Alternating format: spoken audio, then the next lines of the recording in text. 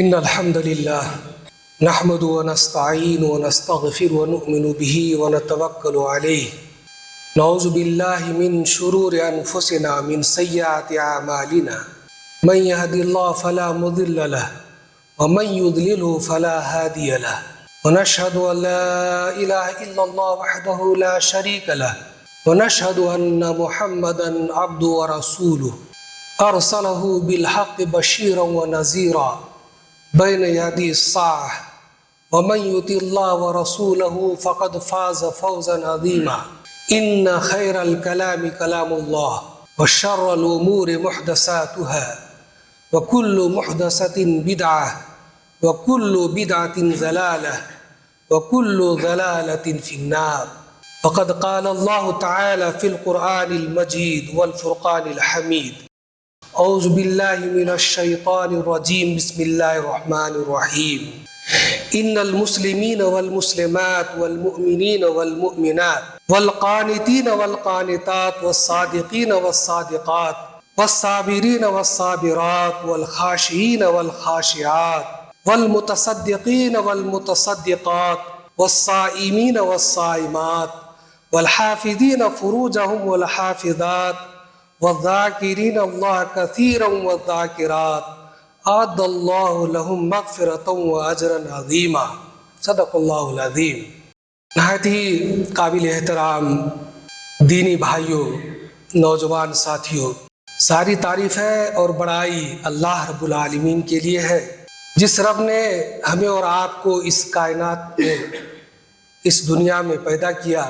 اور پیدا کرنے کے بعد ہمیں یوں ہی لاوارث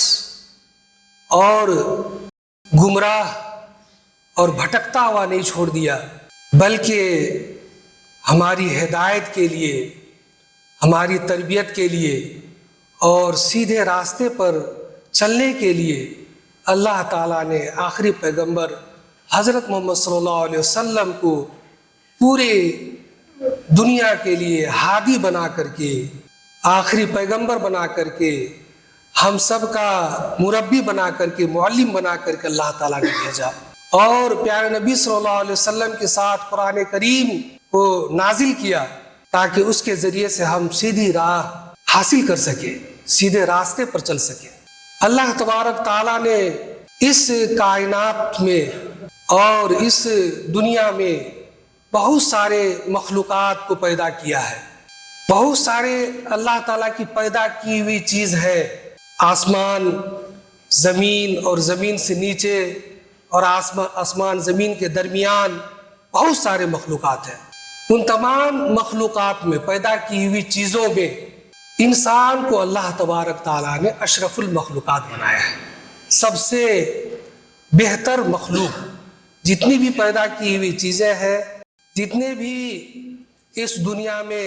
اللہ تعالیٰ کی تخلیق ہے، ان تمام تخلیق میں، ان تمام مخلوقوں میں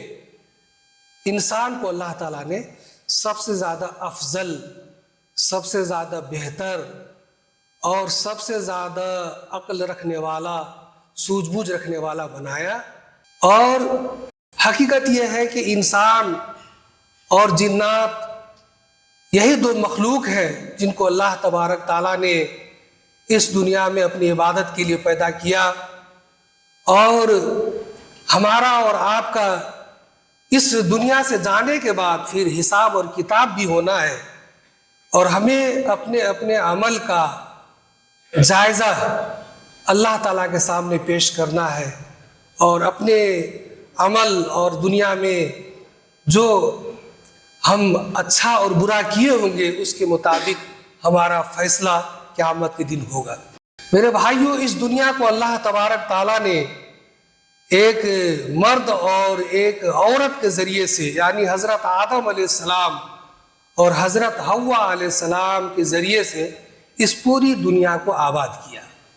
اللہ تبارک تعالیٰ فرماتا ہے سورہ نساء میں، یا ایھا الناس انا خلقناکم من ذکر و انثی یا ایھا الناس اعبدوا ربکم الذی خلقکم یا ایھا الناس اعبدوا ربکم الذی خلقکم من نفس واحدہ وخلق منها زوجها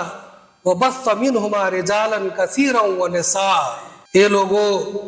اس اللہ تبارک تعالیٰ کی عبادت کرو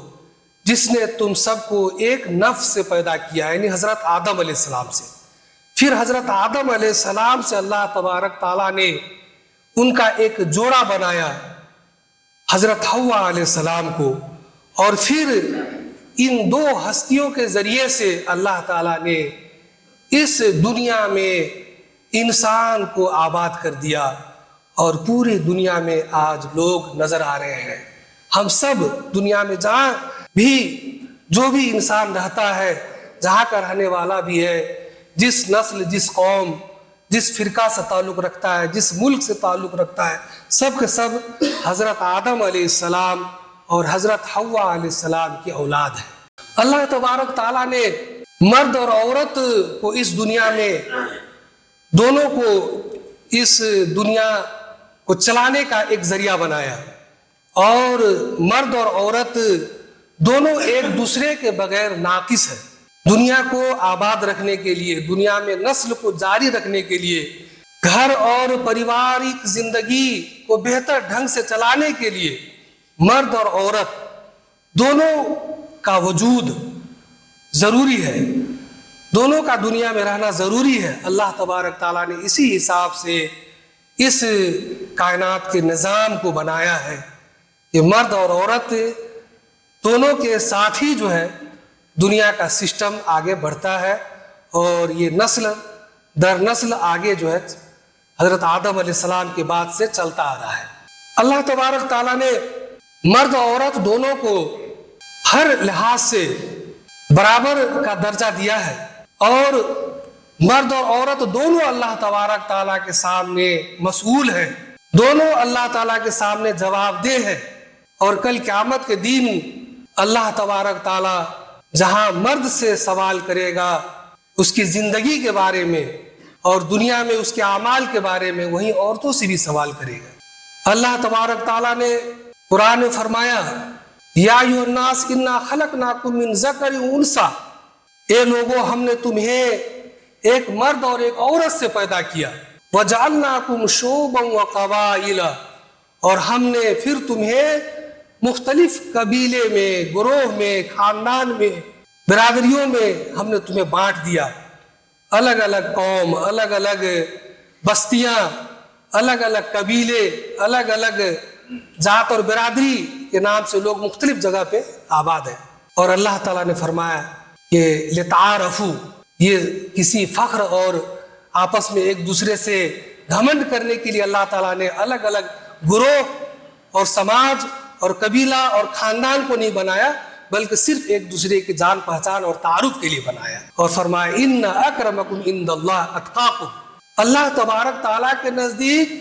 تم میں سب سے بہتر وہ انسان ہے جو اللہ تبارک تعالیٰ سے زیادہ ڈرنے والا ہے، جس کے اندر اللہ تبارک تعالیٰ کا خوف زیادہ ہو، اللہ کا تقوی زیادہ ہو، اللہ کے حکم پر جو چلنے والا ہو، اللہ کے محرمات سے، منع کی ہوئی چیزوں سے جو رکنے والا ہو، اپنے آپ کو بچانے والا ہو، وہ اللہ تعالیٰ کے نزدیک سب سے بہتر ہے۔ مرد اللہ تعالیٰ کے نزدیک سب سے بہتر نہیں ہو سکتا، عورت اللہ تعالیٰ کے نزدیک سب سے بہتر نہیں ہو سکتی۔ کوئی خاندان اپنے خاندان کی وجہ سے، کوئی ذات برادری اپنے برادری کی وجہ سے، کوئی قوم اور کوئی قبیلہ اپنے جگہ کے حساب سے افضل اور بہتر نہیں ہو سکتا ہے۔ اگر کسی کو بہتر اور اچھا ہونا ہے اللہ تعالیٰ کے نزدیک، تو اللہ تبارک تعالیٰ سے اس کو اپنا تعلق مضبوط کرنا پڑے گا۔ تو اللہ تبارک تعالیٰ نے مرد اور عورت دونوں کے لیے ضروری قرار دیا ہے کہ ان کے اندر تقوی ہونا چاہیے۔ اگر عورت ہی ہے لیکن عورت کے اندر اللہ کا ڈر زیادہ ہے تو وہ مرد سے بہتر ہے، اور اگر مرد کے اندر اللہ تبارک تعالیٰ کا ڈر، اللہ کا خوف زیادہ ہے تو پھر وہ عورت سے بہتر ہے۔ تو بہتری کے لیے مرد اور عورت کا ہونا، یا قبیلے میں مختلف نام کا ہونا، مختلف خاندان اور برادری کا ہونا، یہ ضروری نہیں ہے۔ اس کے لیے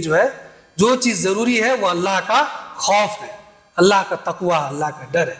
میرے بھائیوں، جن آیتوں کو میں نے تلاوت کی ہے، ان آیتوں میں بھی اللہ تبارک تعالیٰ نے مرد اور عورت کو برابر کا درجہ دیتے ہوئے دونوں کے لیے ایک جیسی صفتوں کا ذکر کیا ہے، ایک جیسی خوبیوں کا ذکر کیا ہے. فرمایا کہ ان المسلمین والمسلمات، مسلمان مرد مسلمان عورتیں، والمؤمنین والمؤمنات، مومن مرد مومن عورتیں، والقانتین والقانتات، عبادت کرنے والے مرد عبادت کرنے والی عورتیں، والصادقین والصادقات، سچ بولنے والے مرد اور سچ بولنے والی عورتیں، والصابرین والصابرات، صبر کرنے والے مرد اور صبر کرنے والی عورتیں، والخاشعین والخاشعات، اللہ سے ڈرنے والے مرد اور اللہ سے ڈرنے والی عورتیں، والمتصدقین والمتصدقات، صدقہ دینے والے مرد اور صدقہ و خیرات دینے والی عورتیں، والصائمین والصائمات، روزہ رکھنے والے مرد اور روزہ رکھنے والی عورتیں، والحافظین فروجهم والحافظات، اور اپنی عزت کی حفاظت کرنے والے مرد اور عزت کی حفاظت کرنے والی عورتیں، والذاکرین اللہ کثیرا والذاکرات، اور اللہ کے بہت زیادہ ذکر کرنے والے مرد اور اللہ کے بہت زیادہ ذکر کرنے والی عورتیں، اعد اللہ لہم مغفرۃ واجرا عظیما، ان تمام کے لیے اللہ تبارک تعالیٰ نے مغفرت کا وعدہ کیا ہے اور بہترین اجر کا وعدہ کیا ہے. بہترین اجر اللہ تبارک تعالیٰ نے جنت کے شکل میں ایسے مرد اور ایسی عورتوں کے لیے تیار کر رکھا ہے. میرے بھائیوں، اس سماج میں مرد اور عورتیں دونوں کا جو ہے مقام اللہ تبارک تعالیٰ کے نزدیک برابر ہے. ابھی جو ہم آئے دن جو الگ طرح سے مسلموں پہ، اسلام پہ جو ایک طرح کا الزام لگایا جاتا ہے یا ایک جو غلط کنسیپٹ لوگوں میں پیدا ہو گیا ہے کہ اسلام میں، اسلام دھرم میں، مسلمانوں میں عورتوں کا حق کا جو استحصال کیا جاتا ہے، عورتوں کا حق کو حق نہیں دیا گیا ہے، عورتوں کو بہت ساری آزادیوں سے محروم کر دیا گیا ہے، عورتوں کے اوپر ظلم کیا جاتا ہے، عورتوں کو پردہ لگوا کر کے ان پر جو ہے اتیاچار کیا جاتا ہے، ان کو تعلیم سے روکا جاتا ہے. اس طرح کی بہت ساری افواہیں جو ہے میڈیا میں، سوشل میڈیا میں، ہمارے سماج میں، اور غلط جو نیوز چینل ہے، غلط میڈیا ہے، اس کے غلط خبروں کی وجہ سے یہ ساری بھرم جو ہے، یہ ساری غلط فہمیاں ہمارے سماج کے لوگوں میں، ہمارے برادران وطن میں،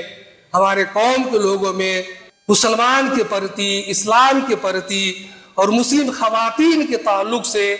اس طرح کی سوچ پائی جاتی ہے. جبکہ حقیقت یہ ہے میرے بھائیوں کہ ان تمام توہمات، ان تمام بھرم، یہ تمام جو مسکنسیپشن ہے، ان کا تعلق اسلام سے، قرآن سے، حدیث سے دور دور تک نہیں ہے. بلکہ حقیقت یہ ہے کہ اسلام نے، قرآن نے، اللہ تبارک تعالیٰ نے، جیسا کہ میں نے بھی آیتیں آپ کو پڑھ کر سنایا ہے، اللہ تبارک تعالیٰ نے خواتین کو، عورتوں کو، بیٹیوں کو جو عزت اور مقام دیا ہے، جو ان کا مرتبہ دیا ہے، جو ان کو آزادی اور جو ان کو احترام دیا ہے، اس کی مثال جو ہے دنیا میں اور کہیں نہیں مل سکتی ہے. بس یہ مثال صرف اور صرف ہمارے دین میں، ہماری شریعت میں ہے کہ اللہ تبارک تعالیٰ نے عورتوں کو اتنا عزت اور احترام دیا ہے. ہم سب جانتے ہیں کہ اسلام کے آنے سے پہلے عرب ملک کا کیا حال تھا. مشرکین جو تھے عرب ممالک میں اپنی بیٹیوں کو، اپنی بچیوں کو زندہ دفن کر دیتے تھے، اس عار کی وجہ سے، اس شرم کی وجہ سے کہ بیٹیاں کی وجہ سے ہماری بدنامی ہوگی، یہ بیٹیاں جو ہمارے کام نہیں آئیں گی، یہ جنگ میں ہمارے ساتھ لڑ نہیں سکتی ہے، یہ سماج میں ہمارے ساتھ کسی سے مقابلہ نہیں کر سکتی ہے، تو بیٹیوں کو زندہ دفن کر دینا یا پھر پیدا ہوتے ہی اسے مار دینے کا رواج عرب کے اسلام آنے سے پہلے. لیکن جب اسلام آیا، جب پیارے نبی صلی اللہ علیہ وسلم دنیا میں مبعوث ہوئے، جب قرآن آیا تو قرآن نے صاف طور سے کہہ دیا لا تقتلوا اولادکم من خشیۃ اللہ، یہ لوگوں تم اپنے بچوں کو فقر اور غربت کی وجہ سے، کسی طرح کے خوف کی وجہ سے اپنے بچے کو تم قتل نہیں کر سکتے ہو. اس کو حرام قرار دیا اور اس کو قتل میں شامل کیا گیا. اور اس کا جو ہے بہت بڑا گناہ کبیرہ اس کو قرار دیا گیا. تو یہ اسلام ہے جس نے عورتوں کو عزت دی. یہ اسلام ہے جس نے عورتوں کی اہمیت کو واضح کیا. پیارے نبی صلی اللہ علیہ وسلم نے بچیوں کی فضیلت میں ہم جانتے ہیں کہ بچیاں اس زمانے میں بھی مایوس سمجھی جاتی تھی اور آج کل بھی ہمارے سماج میں، سوسائٹی میں، دوسرے طبقہ میں اور بہت سارے مسلمانوں کے یہاں بھی آج کل بھی اس طرح کی معیوب لوگ سمجھتے ہیں. جب کسی کے یہاں 2-3 بچیاں ہو جائے، لگاتار بیٹیاں اگر پیدا ہو تو لوگ جو ہے پریشان ہو جاتے ہیں، لوگوں کا چہرہ گر جاتا ہے، بیویوں پر ظلم ہونے لگتا ہے، بہو پر ظلم ہونے لگتا ہے. تو اس طرح کی صورتحال ابھی بھی دنیا میں ہے. یہاں تک کہ اس طرح کے بہت سارے کیس بھی، بہت سارے معاملات بھی آتے ہیں کہ بچیوں کو پیٹ کے اندر ہی اگر معلوم ہو جائے تو اسے جو ہے ختم کر دیا جاتا ہے. تو یہ اسلام کے حکم کے بالکل خلاف ہے.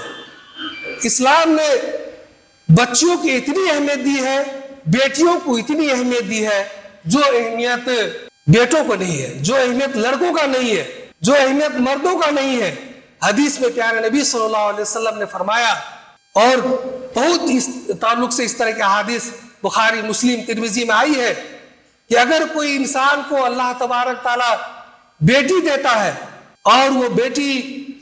کو اگر وہ بہترین ڈھنگ سے اس کو تعلیم، تربیت، اس کو پالتا ہے، پوستا ہے، اس کی دیکھ بھال کرتا ہے، یہاں تک کہ بچی بڑی ہو جاتی ہے، تو اللہ تبارک تعالیٰ اس کی محنت، اس کے صبر کی وجہ سے، بچی کے پیچھے محنت کرنے کی وجہ سے اللہ تبارک تعالیٰ اس کے لیے جنت کو واجب کر دیتا ہے. کسی حدیث میں ہے کہ اگر کسی کے پاس 3 بیٹیاں ہو اور وہ 3 بیٹیوں کا دیکھ بھال کرے، پالن پوشن کرے، اس کو رکھے اچھے ڈھنگ سے، اور یہاں تک کہ وہ بالغ ہو جائے، بڑی ہو جائے، تو اللہ کے رسول صلی اللہ علیہ وسلم فرماتے ہیں کہ قیامت کے دن میں اور اس طرح کے بچیوں کی کفالت کرنے والے باپ،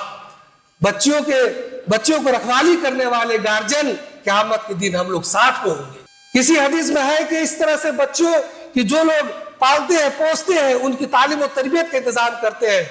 قیامت کے دن اس کے لیے جہنم کا عذاب جو اس پر حرام ہو جائے گا. میرے بھائیوں، یہ عزت و احترام صرف اور صرف اسلام نے دیا ہے بچیوں کے تعلق سے، کہ بچیوں کو پالنے میں، بچیوں کو تربیت دینے میں، بچیوں کو گھر میں رکھنے میں کتنی برکت ہوتی ہے، اور پھر اس دنیا کے بعد آخرت میں اس کا جو کتنا بڑا اجر اور ثواب ہے، اس کا ہم اندازہ اس حدیث سے کر سکتے ہیں. تو اسلام نے عورتوں کو وہ مقام دیا ہے جس کا ہم اندازہ نہیں کر سکتے. میرے بھائیوں، جب یہ بچیاں بڑی ہوتی ہیں اور یہی بچیاں جب کسی کی بیوی بن جاتی ہے تو ان بیویوں کے شکل میں جب عورتیں ہوتی ہیں تو آپ ان کو بھی اتنی اسلام میں، قرآن نے اور ہماری سنت نے انہیں اتنی سہولت دی ہے جس کا ہم اندازہ نہیں لگا سکتے ہیں. قرآن نے فرمایا کہ وَعَلَى الْمَوْلُودِ لَهُ رِزْقُهُنَّ وَكِسْوَتُهُنَّ بِالْمَعْرُوفِ. یہ جو باپ ہوتا ہے، باپ کے اوپر ذمہ داری ہے بیوی اور بچے کا کھانا، بیوی اور بچے کا کپڑا، بیوی اور بچے کا رہنے کا انتظام کرنا. یہ ساری ذمہ داری کس کے اوپر ہے؟ باپ کے اوپر ہے. یہ ساری ذمہ داری کس کے اوپر ہے؟ مرد کے اوپر ہے. عورت کے اوپر اس طرح کی کوئی ذمہ داری شریعت نے لازم نہیں کی ہے. شریعت نے عورت کو اتنی آسانی دی ہے کہ بس وہ گھر میں رہے، گھر کا خیال رکھے، بچے کی تربیت کا خیال رکھے، اس سے بڑھ کر کے کوئی ذمہ داری نہیں دی ہے. آج مغربی دنیا، ویسٹرن کلچر اس بات کا نعرہ لگاتی ہے کہ عورتوں کو آزادی دیا جائے، عورتوں کو باہر جانے کی اجازت دی جائے، عورتوں کو آفس اور کارخانے اور فیکٹری میں کام کرنے کی اجازت دی جائے. یہ دراصل آزادی نہیں ہے، یہ دراصل عورت کا استحصال ہے. یہ دراصل عورت پر ظلم ہے کہ عورت گھر میں بھی رہے، گھر میں بھی کام کاج کرے، اور باہر بھی جا کر کے وہ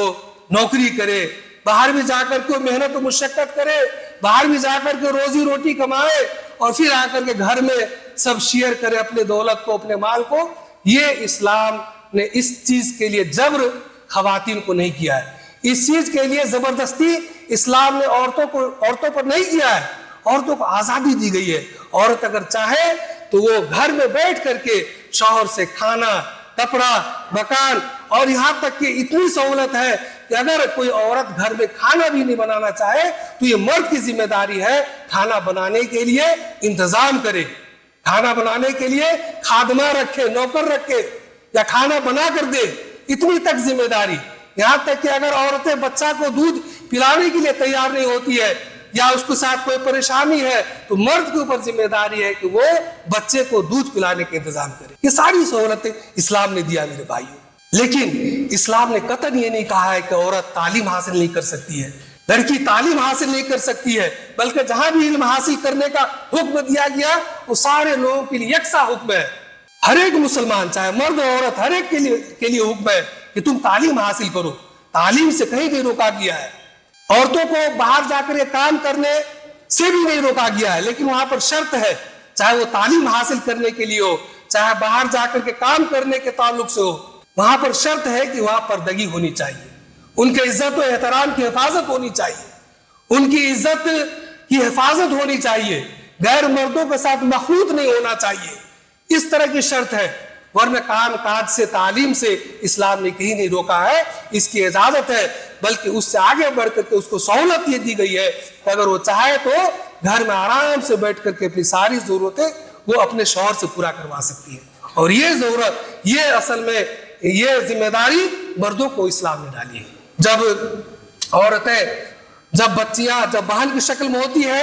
اور بیٹی کی شکل میں ہوتی ہے تو ہم جانتے ہیں کہ اسلام نے میراث،